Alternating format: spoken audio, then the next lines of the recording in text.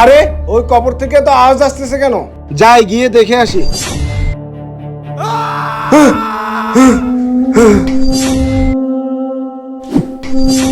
আরে ভাই তুমি তো তাড়াহুড়ো করে কই দিছো, হ্যাঁ? আর তোমাকে এত প্রেশার লাগে কেন?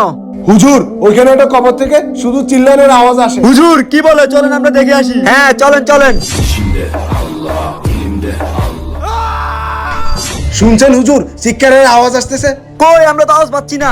কি হুজুর, আপনি একটু কান পেতে শুনেন। দেখি।